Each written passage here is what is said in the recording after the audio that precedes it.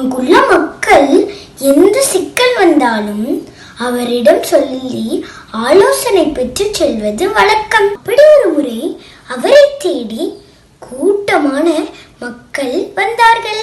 அவர்கள் துறவியிடம் என் பிரச்சனையை தான் முதலில் கேட்க வேண்டும், என் பிரச்சனையை தான் முதலில் கேட்க வேண்டும், என்னோட என்னோட என் என் என்று கூறினார்கள். அங்கு நிலவிய கூச்சலையும் குழப்பத்தையும் பார்த்து பொறுமை இழந்த துறவி, will you please keep quiet?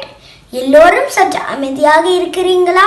அப்படி கேட்டுக்கொண்டே ஒரு கூடையுடன் சில தாள்களும் கொண்டு வந்தார். ஒவ்வொருவரிடம் ஒரு தாளை கொடுத்து, உங்களால் தீர்க்க இயலாத ஒரு சிக்கலை இதில் எழுதி கூடையில் போடுங்கள் என்றார்.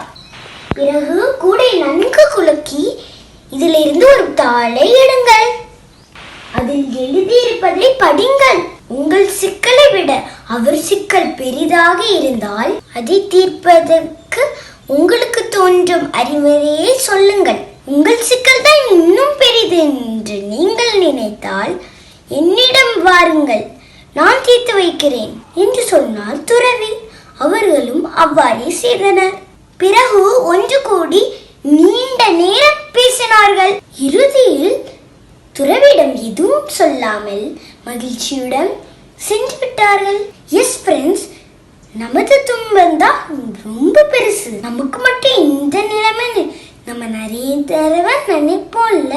ஆனா மற்றவங்க படுற கஷ்டத்தெல்லாம் நம்ம பார்த்தோம்னா நம்மளோட துன்பம் எதுவுமே இல்லைங்கிறது நம்ம தெரிஞ்சுக்குவோம்.